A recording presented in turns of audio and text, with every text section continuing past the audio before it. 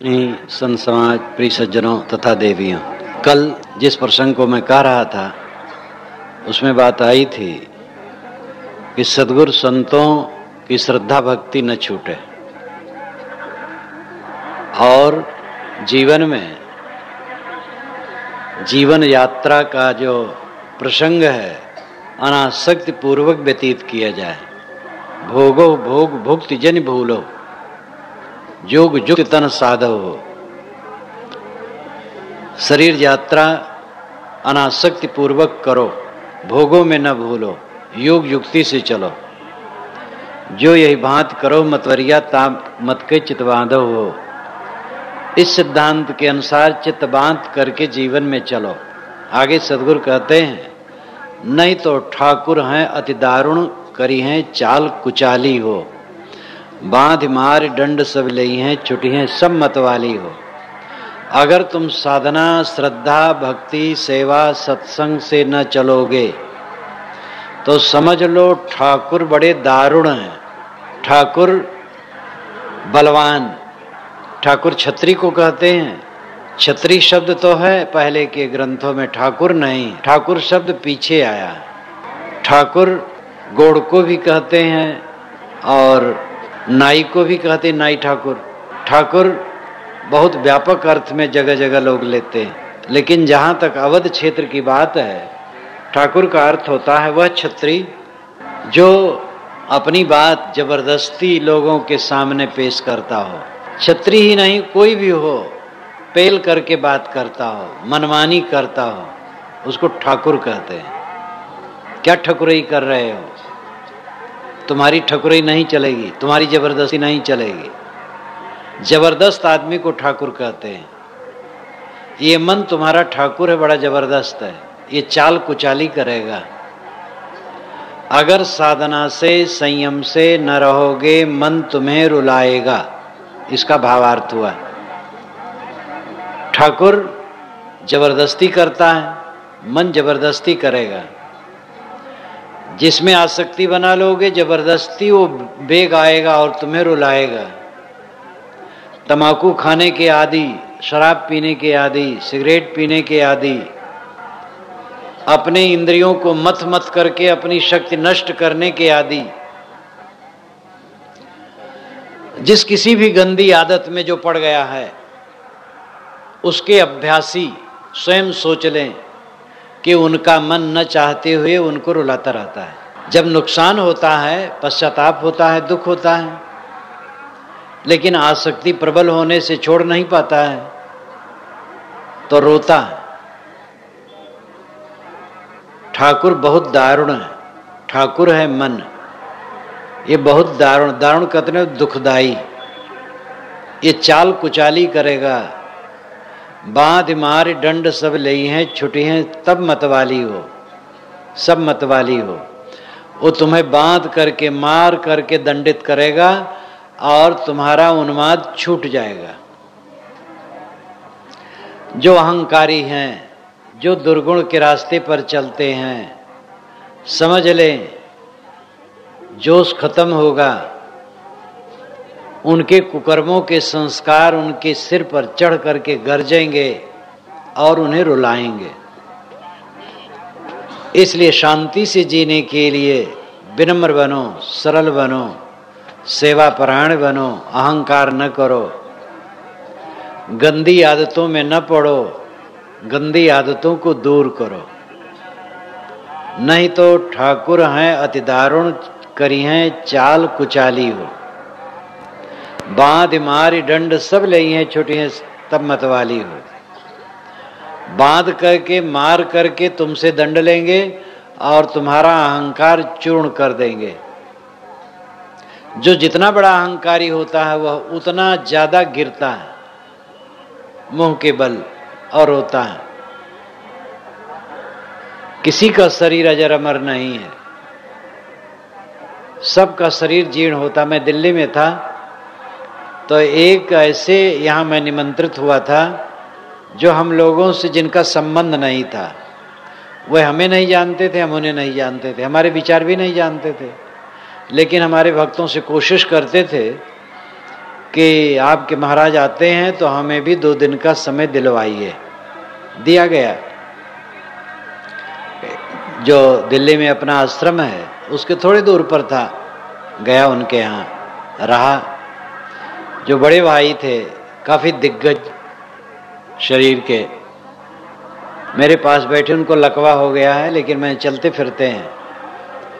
उन्होंने कहा महाराज मुझे बड़ा घमंड था, पैसे वाले थे, पैसे वाले हैं अभी भी हैं, छोटी फैक्ट्री है।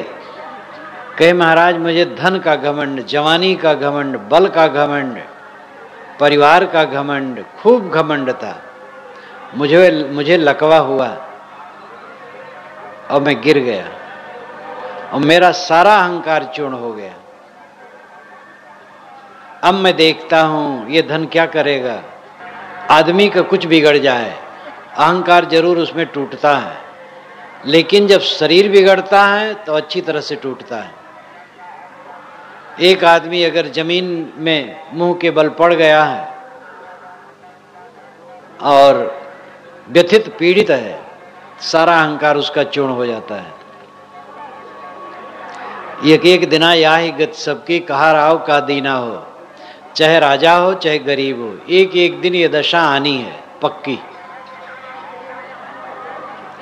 इसलिए सदगुरु कहते हैं अगर तुमने आज अपने को न संभाला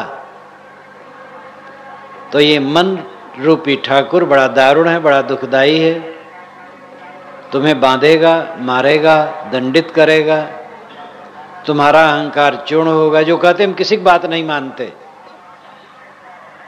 उसको नीचे गिरना है। जो बड़ों का अदब नहीं मानता, छोटों के प्रति शुद्ध स्नेह नहीं देता, परस्पर में प्रेम का बर्ताव नहीं करता, सबसे शील और समता का बर्ताव नहीं करता, नियम और कायदे और नीति के अनुसार नहीं चलता, उसको अंततः दुख भोगना है। सुख शांति उसके मन में रहेगी जो विनयी है, सरल है, पवित्र है। तो सदगुरु कहते हैं बांध मार दंड सब लई हैं, छुटी हैं सब मतवाली हो। जब ही सावत आन पहुंचे पीठ साठ भल टूटे हैं हो, ठाड़े लोग कुटुंब सब देखे कहे काहू के न छुटे हैं हो। जब मौत आएगी तब तुम्हारी पीठ पर डंडे पड़ेंगे। मौत कोई जानवर नहीं है, मौत कोई व्यक्ति नहीं है जो आवे और डंडे से पीटे। वो मानसिक डंडा है। जब मौत आती है तो इंसान पीड़ित होता, भयभीत होता है। शारीरिक पीड़ा सबको मौत के समय नहीं होती है। प्रारब्ध भोग किसी का है, हो सकता है, लेकिन ज़्यादातर मौत और शरीर पीड़ा से ज़्यादा मतलब नहीं है। ये तो ज़्यादा देखा जाता है कि जब मौत आती है तो प्राय लोग कहते हैं कि दर्द हो रहा है, कमजोरी आ रही है, कुछ परेशानी लगती है, और किसी को ये सब कुछ भी नहीं लगता, हो जाता है। ज़्यादा पीड़ा का कारण कुछ अन्य ही है, रोग व्याधि, प्रारब्ध भोग। मौत में कोई बड़ी पीड़ा हो ऐसी कोई बात नहीं, लेकिन जो मन का राग है उससे पीड़ा होती है। ये घर छूट रहा है, परिवार छूट रहा है, वस्त्र, आभूषण, पैसे, तमाम चीजों से भरी पेटियां छूट रही हैं, संदूकें छूट रही हैं, बैंक का खाता छूट रहा है, खेत छूट रहा है, सड़कें, गलियां, शहर बाजार, देश कोष छूट रहे हैं, बाल बच्चे, चेला चाटी छूट रहे हैं, मठ मंदिर छूट रहे हैं। इसके डंडे पड़ते हैं जो राग किया हुआ रहता है उसको, और जिसने राग को भून दिया है उसको कोई कष्ट नहीं। राग पीड़ा है, राग मवाद है, फोड़ा है। राग यानी मोह। बंगला भाषा में राग क्रोध को कहते हैं, लेकिन हिंदी और संस्कृत में राग का अर्थ है मोह। जितनी मात्रा में मोह रहेगा उतनी मात्रा में अंत में तड़फन रहेगी। इसलिए मृत्यु के पहले मोह को विसर्जित कर देना चाहिए। मरने का समय आए तो किसी प्रकार मन में पीड़ा ना हो। मरना तो कुछ है ही नहीं, सांस रुक जाना है बस। साहब ने कहा मरना मरना क्या करे, मेरी मरी बलाए। मरना था सो मर गए, आपको मरने जाए। मरना मरना क्या करता है, मेरी बला मर गई, अब क्यों मरूं। बला का मतलब उपाधि, झंझट, दुख। ये मोह अविवेक यही बला है। जिसका मोह मिट गया उसको मरने की चिंता नहीं है। तो सद्गुरु कहते हैं कि जब मौत आएगी तब तुम्हारे पीठ पर डंडे पड़ेंगे, मोह के डंडे। तुम मोह से व्याकुल होगे, उद्वेगित होगे, मेरा सब छूट रहा है। इसलिए अंतिम परिणाम अच्छा नहीं होगा। न चाहते हुए जिसको छोड़ना पड़े, फिर उसमें मन फंसा रहता है और जीव फिर भटकता है। ये देह धारण हुआ है, देह के अंत के पहले ऐसी दशा आनी चाहिए कि वासना का अंत हो जाए, मोह का अंत हो जाए, देह छूटे और संसार छूट जाए, जीव मुक्त हो जाए। और देह छूट रही है और मन से संसार नहीं छूट रहा है तो फिर गड़बड़ हुआ, फिर दुख में भटकेगा जीव। जब ही सावत आन पहुंचे पीठ साठ भल टूटी हैं हो, ठाड़े लोग कुटुंब सब देखे, कहे काहू के न छुटी हैं हो।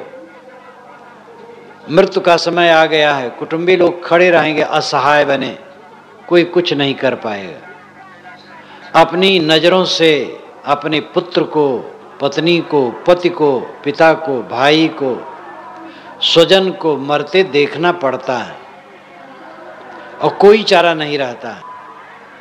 इकलौता लड़का जवान 28-30 वर्ष का मरा।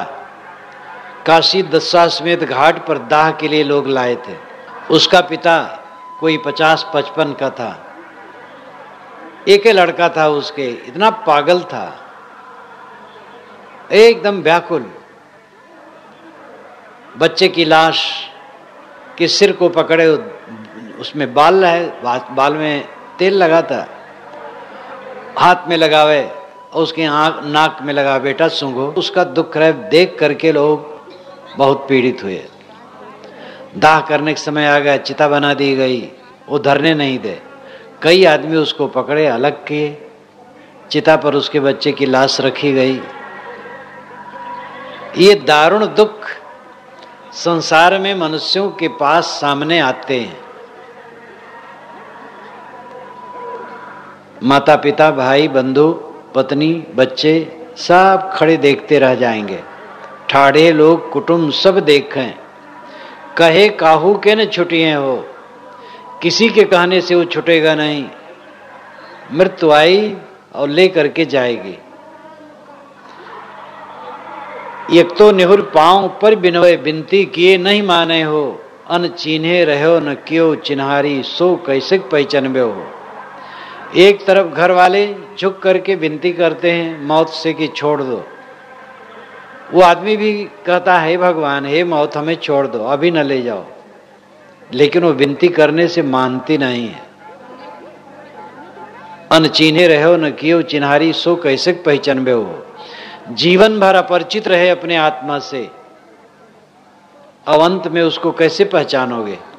स्वस्थ समय, स्वस्थ शरीर, मन, ये कल्याण करने का अवसर है और इसमें अपने स्वरूप को नहीं पहचाना तो मौत के समय कोई क्या पहचानेगा। जब तक इंद्रियां स्वस्थ हैं, बलवान है, बुद्धि ठीक है, जीवन की सब गतिविधि ठीक ठीक से चलती है, तब कल्याण करने का अवसर है। इसके बीत जाने पर अवसर नहीं रहेगा और ये बहुत जल्दी जल्दी बीत रहा है। अचानक मौत होती है, माँ के गर्भ से ही शरीर छूटने लगता है। कितने बच्चे मरे मरे पैदा होते हैं, कितनी त्रासदी है संसार में। पैदा होके मर जाते हैं, प्रसूतिका गृह में ही खेलते खेलते मर जाते हैं, तरुण होकर जवान होकर मरते हैं, अधेड़ और वृद्ध होकर मरते हैं। मरने कोई प्रकृति में नियम नहीं। काष्ठ पत्थर से बनी वस्तुएं, मकान इत्यादि का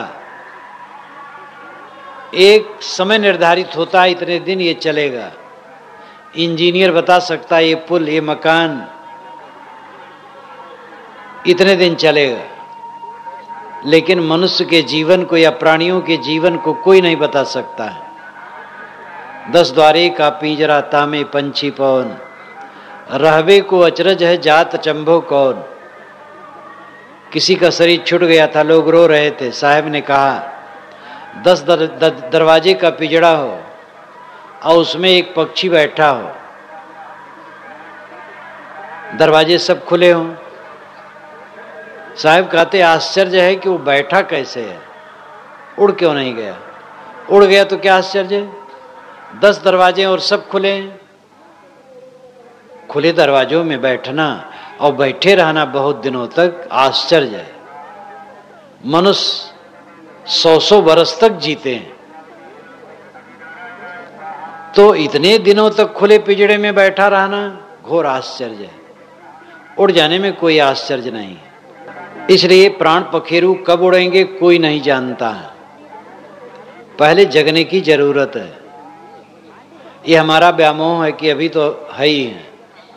कितने महंत इसीलिए वह कोई भी अपने स्थान, मकान और जमीन जायदाद का ट्रस्ट नहीं बनाते हैं। अभी तो मैं हूँ ही, अभी हूँ, ट्रस्ट बना दूंगा, पंचायती कर दूंगा तो मैं बेकार हो जाऊंगा। अपने हाथ में रखना चाहते हैं और अचानक मर जाते हैं, फिर आगे लड़ाई का कारण बनता है। घर वाले मोह माया में पड़े, अपने ही अधिकार में सब कुछ रखना चाहते, बूढ़े हो गए लेकिन छोड़ के भजन नहीं करना चाहते। ये सब दुर्भाग्यपूर्ण है और अपना बनाया दुर्भाग्य है।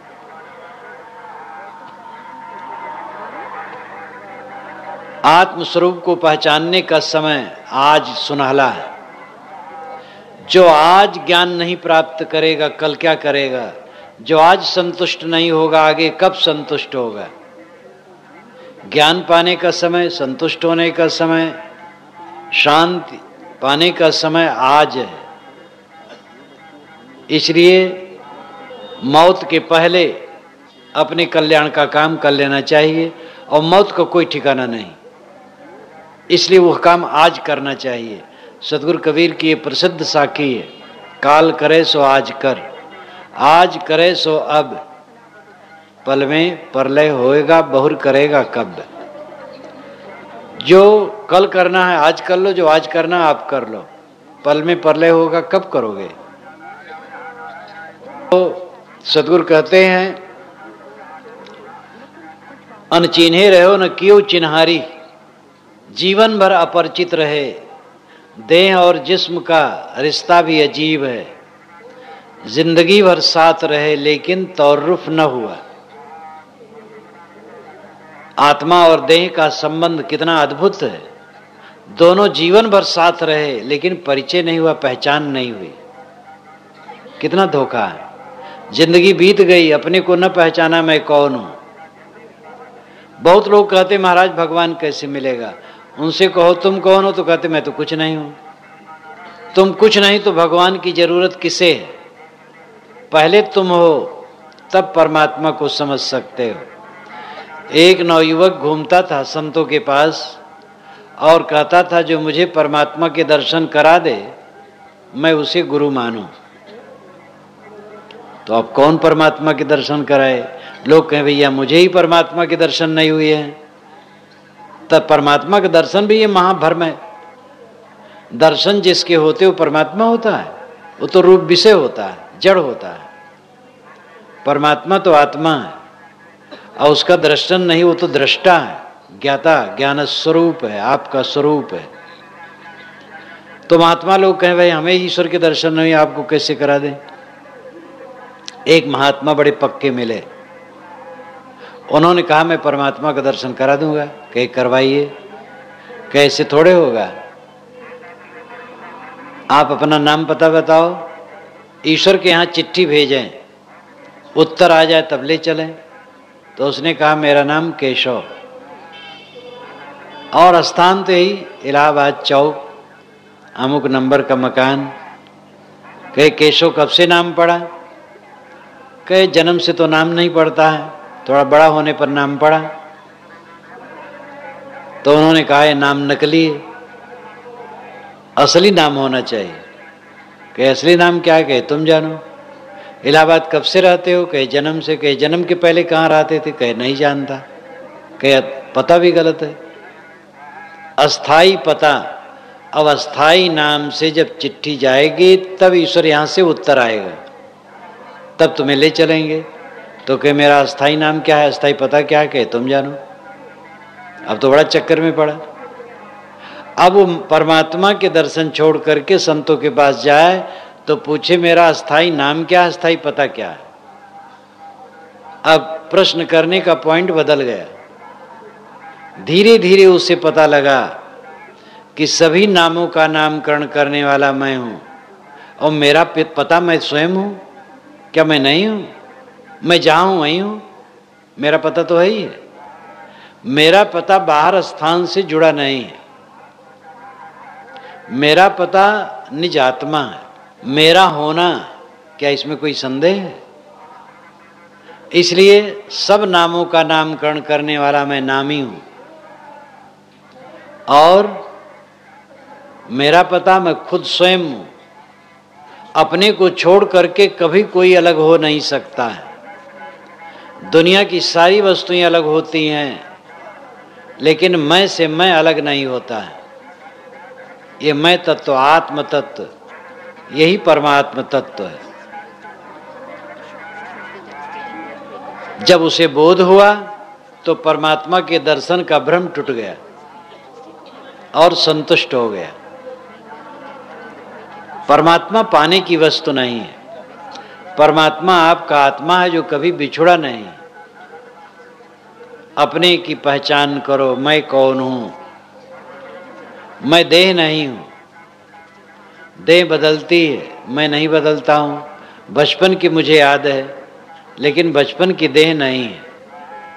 विज्ञान मानता है 7 वर्ष में शरीर के सारे कण बदल जाते हैं।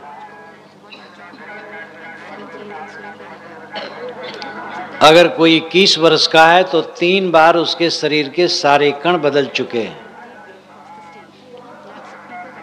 शरीर बदलता है, लेकिन मैं वही हूं। शरीर के अंग कट भी जाते हैं तो भी मैं तत्व रहता है। इसलिए शरीर और शरीर के अंग में नहीं हूं। अरजवीर जड़ तत्व हैं, वो मैं नहीं हूं। शरीर में गर्मी है, वो आग का अंश है, वो मैं नहीं हूं। बुद्धि मन चित्त ये मानसिक अंग हैं, ये मैं नहीं हूं। मैं तो ज्ञान स्वरूप शुद्ध चेतन आत्मा हूं। ये विवेक ज्ञान होना चाहिए। याको माया न याको बापा, यह तो स्वतः आप ही आपा।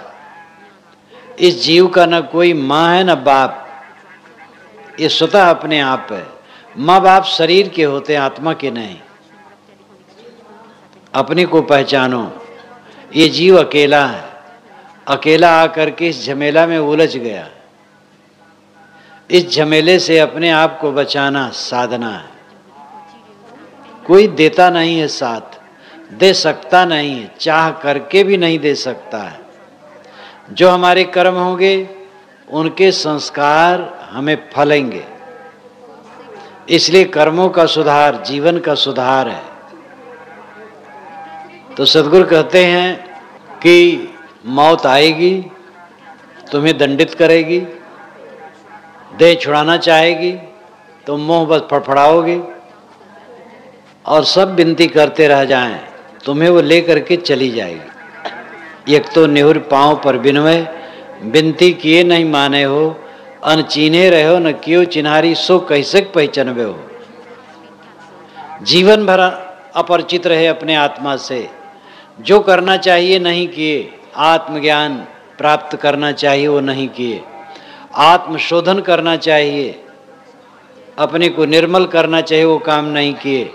देखो एक कलाकार अनगढ़ पत्थर को ले करके छेनी हथौड़ी से छीन छीन कर सुंदर मूर्ति और वस्तुएं बनाता है, और हम लोग इस सुंदर मूर्ति को दिन दिन बिगाड़ते हैं।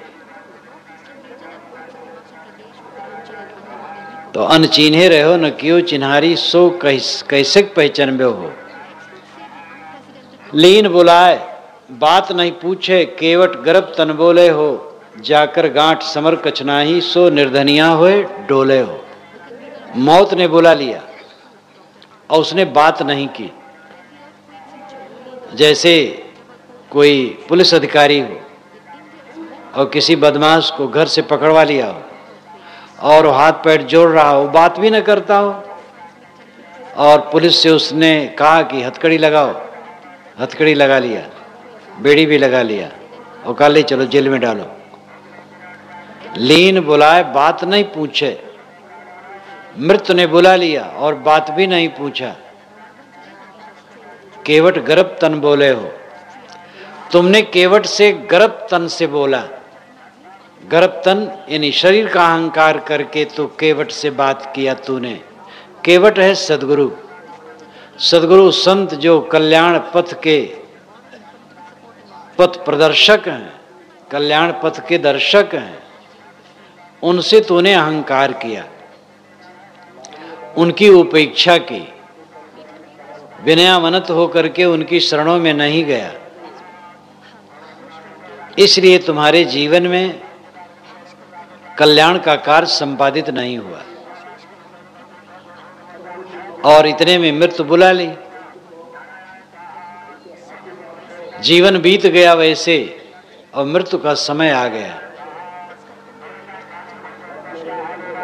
आदमी अगर 80 वर्ष का है तो सोचता 90 वर्ष तक आदमी जीते हैं, 90 वर्ष का सोचता है लोग 100 तक जीते हैं, अगर 100 का हो गया तो सोचता है 100 से भी ज्यादा जाते हैं। अपने मृत्यु के विषय में यह नहीं होता है कि मेरे शरीर की भी मृत्यु होगी, ये सबसे बड़ी गाफिली है। यक्ष ने यही युधिष्ठिर से पूछा था कि दुनिया में आश्चर्य क्या है, तब युधिष्ठिर ने उत्तर दिया था अहन्यहनि भूतानि गच्छन्ति यमालयम शेषाः स्थावरमिच्छन्ति किमाश्चर्यमतः परम। रोज रोज प्राणी यमलोक को जाते हैं, लेकिन जो बचे हैं वो यही चाहते हैं कि हम यहीं रहें, इससे बड़ा आश्चर्य क्या होगा। दूसरे को मरते देख करने पर ख्याल नहीं होता है कि मेरा शरीर भी जाएगा। लीन बुनाए बात नहीं पूछे, केवट गर्भ तन बोले हो, जाकर गांठ समर कछ नाही, सो निर्धनिया हुए डोले हो। जिसके गांठ में समर नहीं है वो निर्धनी होकर के डोलता है। लेकिन अरबी फारसी में समर का अर्थ होता है फल, मेवा या परिणाम, कर्म फल।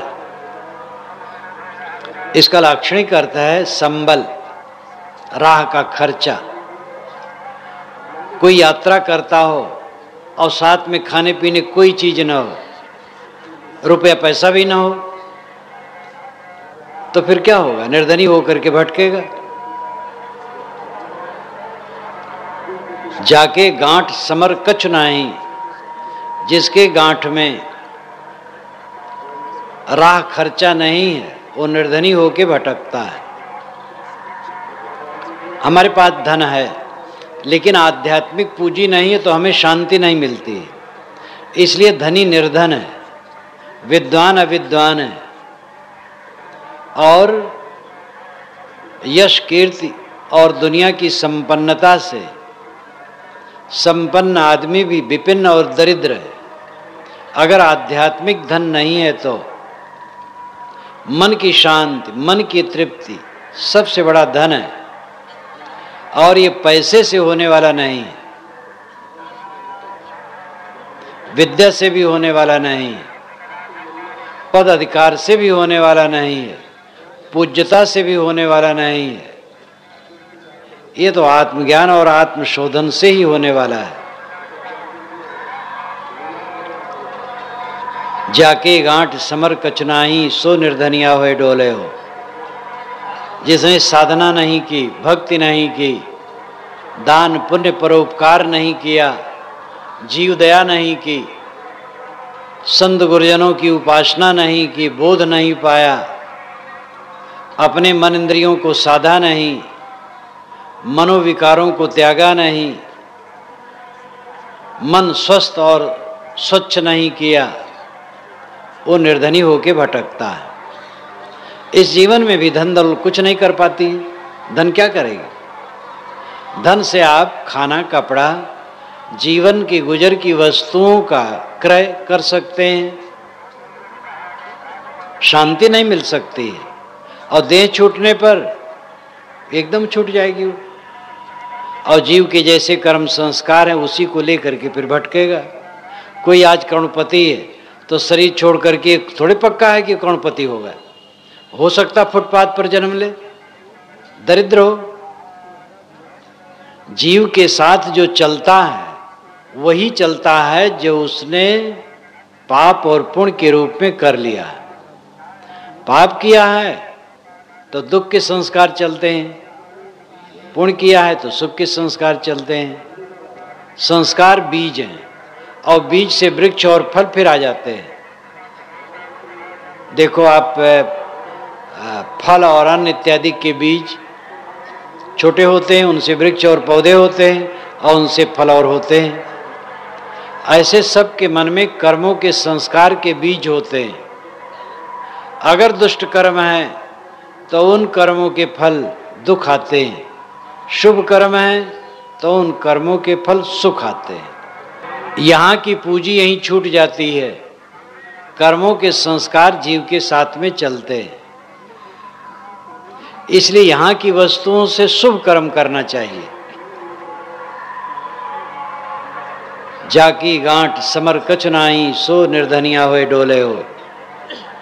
जिसने आध्यात्मिक कमाई नहीं की, धर्म की पूंजी नहीं इकट्ठी की, साधना नहीं की, अपने जीवन को निर्मल नहीं किया, अंदर से अपने को स्वस्थ विवेक में बलवान नहीं बनाया, उसको जीवन भर रोना है और आगे रोना है। ये जीवन एक पड़ाव है। मौत एक अवस्था का अंतर है, जीवन का अंत नहीं।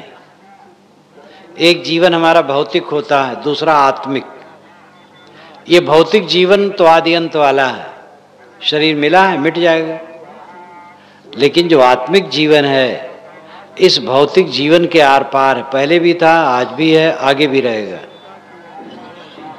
इसलिए मौत कोई विचित्र घटना नहीं है, एक अवस्था का अंतर मात्र है। सत्ता मिटेगी नहीं। मौत हुई, देह और देह संबंधी प्राणी पदार्थों से वियोग हो गया और अपने कर्म के संस्कारों को लेकर के जीव आगे बढ़ा। जैसा किया वैसा पाया, वैसे पाएगा। जिन समयुक्ति अगमन कर राखिन धरिन मच्छवर डेहरी हो, जेकर हाथ पांव कुछ नाही धरन लागते ही सोहरी हो। जिन समयुक्ति अगमन कर राखिन धरिन मच्छवर डेहरी हो, ये कहारा प्रकरण है सदगुरु का। कहारों का वर्णन, लोकगीत। कहार लोग मछली मारते हैं तो भी रूपक में आया है। कहार लोग मछली मार करके और जितनी मछलियां मारते हैं उसको खा कहाँ जाएंगे, सुखाते हैं। सुखा करके डेहरी में, बखारी में रखते हैं, समय समय से खाते हैं।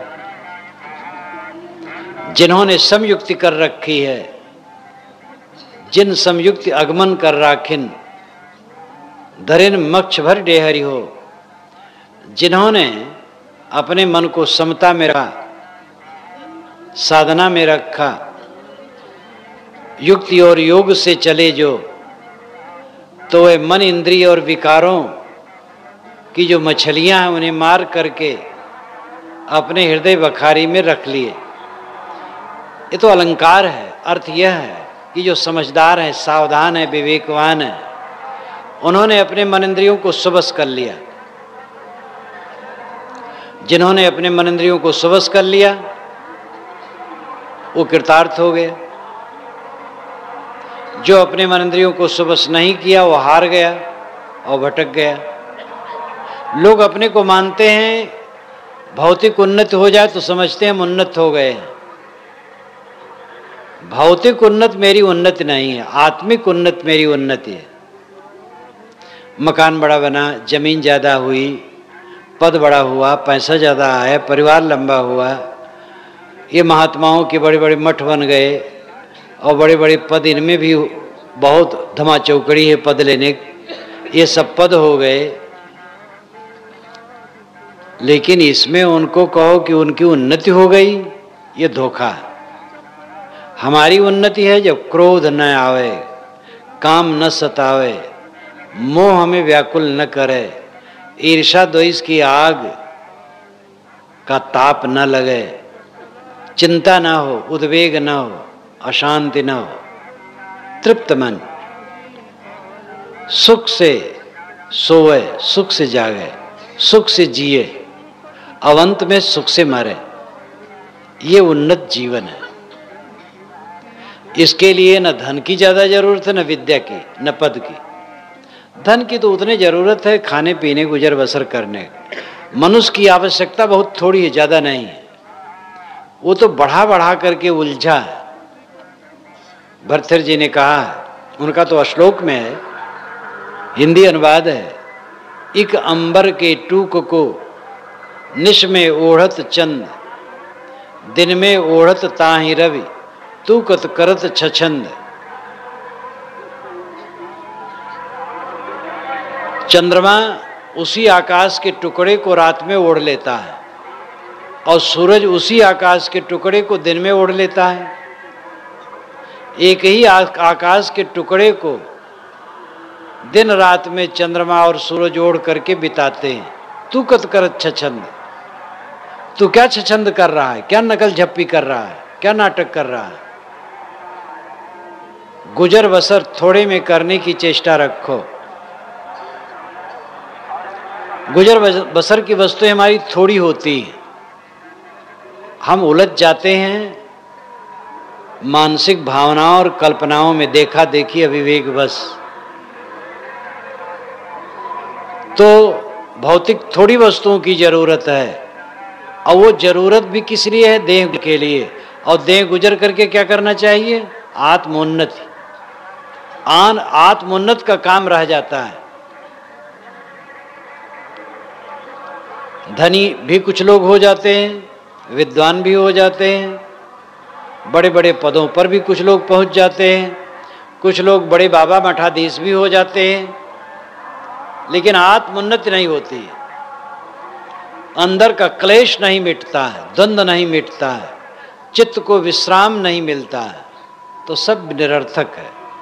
सद्गुरु कहते हैं, जिन्होंने पहले ही साधना कर लिया, सावधानी जिसने बरती और सदैव जागृति में रहे, उन्होंने अपने मन इंद्रियों को वश में कर लिया, जीवन में रहते रहते जीवन मुक्त हो गए। जीवन मुक्त शब्द बड़ा भारी भरकम है, स्त्री पुरुष गृहस्थ विरक्त सब के लिए है, कोई घबराए ना। जीते जीते मुक्त होना ही सबसे बड़ा सुख है। आप बीड़ी नहीं पीते, उससे मुक्त हैं। बीड़ी पीते हैं, छोड़ दीजिए, आसक्ति भी छोड़ दीजिए, वह मुक्त हो जाएंगे। उसका सुख जो है वो बीड़ी पीने में सुख नहीं है। कोई दुर्व्यसन छोड़ दिए, उससे मुक्त हो गए। मुक्ति धीरे धीरे होती, एक लागे नहीं होती।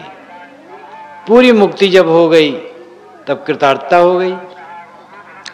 सब स्त्री पुरुष को, गृहस्थ विरक्त को मुक्त होना है। मर जाने के बाद मुक्ति नहीं, जीवन में मुक्ति। जीवन में मुक्ति होगी तो मरने पर मुक्ति होगी। जीवन में बंधन रहेगा तो मरने के बाद भी बंधन रहेगा। इसीलिए साहब ने कहा, जियत न तर्यो मुए का तरी हो, जियते जो न तरे। जो जीते जीते नहीं तरा है, वो मरने पर क्या तरेगा। जीते जीते तरो, संतो जीवत ही करो आशा। इस शरीर में रहते रहते निर्मल मन, अनासक्त मन, निर्द्वंद मन, प्रशांत मन, कृत मन, ये जीवन की सार्थकता है। जिन समयुक्ति अगमन कर राखिन धरिन मच्छवर डेहरियो, जिनके हाथ पांव कछ नाही धरन लागते सोहरि हो। जिनके हाथ पांव कुछ न हो वो नौका की पतवार को पकड़ करके नौका किनारे लगा ले, ये बड़ी बात है। जो अकिंचन है वो कृतार्थ हो जाता है। दुनिया की दृष्टि में जो अकिंचन है वो कृतार्थ हो जाता है अगर उसने वासना का त्याग किया। और बड़े बड़े संपन्न और धनी और विद्वान और पूज्य प्रतिष्ठित हैं, उन्होंने आत्म सुधार नहीं किया तो भटक गए। सायं रूपक देते हैं कि एक आदमी के हाथ पैर कुछ नहीं है, लेकिन वो नौका के पाल को पकड़ करके सही दिशा दिया नौका को और पार ले गया और पहुंच गया किनारा। हाथ पांव नहीं, कैसे पहुंच गया? यही आश्चर्य है।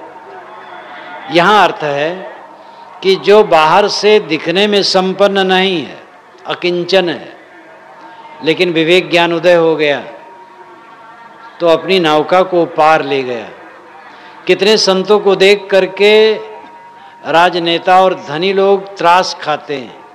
एक बार एक वैरागवान वृद्ध संत को एक राजनेता देखे तो उनके मन में बड़ी ग्लानि हुई कि ये महाराज इतने योग्य हैं, लेकिन साधु बन करके बैठ गए, सुनसान, कुछ नहीं, जीवन में कोई गतिविधि नहीं, रूखे फीके। वह समझते थे कि राजनीति में आते तो बहुत बड़े आदमी होते, कुछ करते, अपने को बहुत सफल मानते थे। लेकिन जब वो बीमार पड़े, मौत का समय आया, तब उनको लगा जीवन का धोखा और पछताए।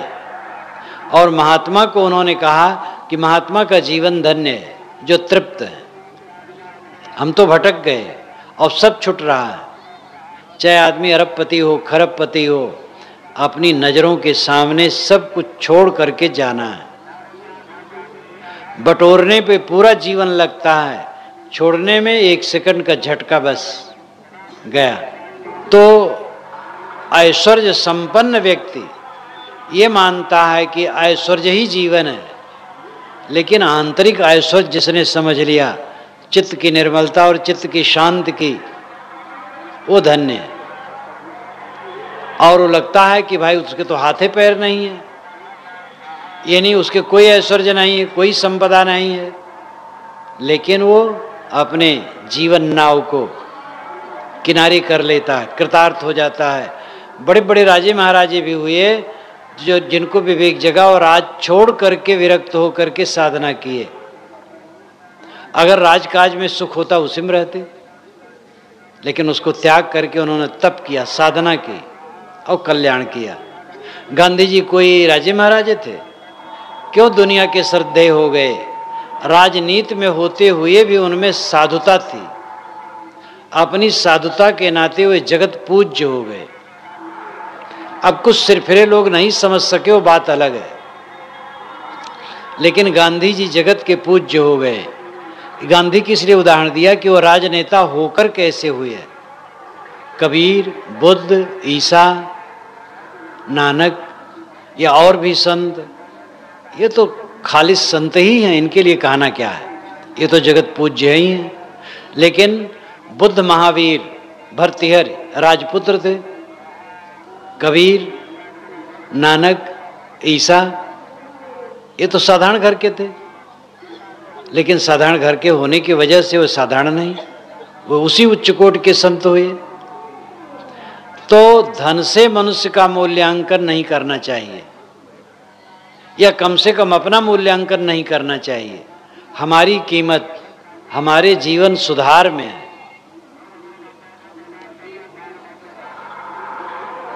इसलिए सदगुरु कहते हैं, पेलना अछत पेल चल बौरे तीर तीर काटो वो, उथले रहो परो जनि गहरे मति हाथों की खो। पेलना कहते हैं छोटी नौका को, और पेलना उस हत्था को भी कहते हैं जिससे पानी पीछे सरकाया जाता है नौका पर बैठकर। जहाँ नदी बहुत गहरी नहीं होती है तो बांस बल्ली जमीन में लगा लगा कर टेक टेक कर नौका पार की जाती है। और जहाँ गहरी नदी होती है तो बांस तो लग नहीं सकता, तो वहाँ दो आदमी नौका के दोनों तरफ पेलने से पानी को ठेलते हैं। पेलना अछत पेल चल बौरे, तीर तीर काटो वो। साहब कहते हैं मानव जीवन नौका है, इसमें बैठ करके आगे निकल चलो, माया मोह को पीछे ठेलते चलो। उथले रहो परो जनी गहरे मत हाथों की खो, उथले में रहो गहरे में मत जाओ, हाथ की संपत्ति मत खो। आदमी दुनिया के अधिक लाभ में पड़ करके आत्मा के कल्याण को खो देता है। ये पके बाल वालों पर और गुस्सा आता है, जिनके बाल बच्चे सब काम धाम संभाल लिए हैं, लेकिन ये मोही जीव साधना नहीं करना चाहते हैं। कहते हैं कि मेरे बिना घर डूब जाएगा। दुनिया के सारे घरों के मालिक मरते हैं और सारे घर चलते हैं, आपका घर कैसे डूब जाएगा? जितने बाल पकते हैं और चाम में सिकन आती है, उतना ही तृष्णा और मोह ये दोनों ज्यादा बढ़ते हैं। ये दुर्भाग्यपूर्ण, अपना बनाया दुर्भाग्य। जवानों को तो चाहे मोह तृष्णा कम हो, ये बूढ़ों को ज्यादा घेरता है। लेकिन बुढ़ापा का फल है जीवन की मिठास में। कच्चे आम चिकने भले हों लेकिन खट्टे होते हैं, पके आम में सिकन भले हो लेकिन मीठे होते हैं। जवान देखने में सुंदर भले हो लेकिन अधकचरा होता है, बूढ़ा देखने में सुंदर भले न हो लेकिन पका होता है। और पका होने का अर्थ है मीठा होना। ज्यादातर बूढ़े कड़वे होते हैं। चार बूढ़े बैठेंगे तो बुराई करना शुरू करेंगे। बुढ़ापा का अर्थ है मिठास से भर जाए, शिकायत न रह जाए, तृप्ति संतोष। बूढ़े के चित्त में तृष्णा न रहे, परम शांत रहे, परम तृप्त रहे, तब बुढ़ापा का आनंद है। तो सद्गुरु कहते ये मानव जीवन मिला है और ये जीवन नौका में बैठकर संसार सागर से तर जाओ, माया मोह को त्यागो और उथले रहो, गहरे में न पड़ो, डूबो मत दुनिया में। अपने को हल्का फुल्का बनाओ। हरुये तरी गए बूढ़े जिन सिर भार, जो हल्के हल्के रहे वे तर गए और जिन्होंने बोझा रखा वे डूब गए। जिन्होंने अहंकार ममकार किया कि मेरे बिना नहीं चलेगा, मैं दुनिया को चला रहा हूं, वो डूबे। साधक को समझना चाहिए मेरी आवश्यकता दुनिया को कोई नहीं है। मेरे बिना दुनिया पहले थी, आज है और आगे रहेगी। मेरा जन्म तो मेरे अपने कल्याण के लिए हुआ है, ये सोचना चाहिए। और जो अपना कल्याण करता है, समाज का कल्याण उससे स्वयमेव होता है। केवल बकबक करने से कल्याण नहीं होगा, उपदेशों की झड़ी लगाने से कल्याण नहीं होगा। अगर हम अपना कल्याण करते हैं तो जब समझ पाएंगे, निर्देश लेंगे, कल्याण करेंगे, फिर ठीक है वाणी से भी बताई जाए बात। तो सद्गुरु ने बताया अंत में कि ये मानव शरीर नौका है और इसमें हम लोग सब बैठे हैं, इसको डुबावे न साधना द्वारा इस संसार सागर से तर जाएं, तभी मानव जीवन की सार्थकता है। इसी के साथ मैं अपनी वाणी को विराम देता हूँ।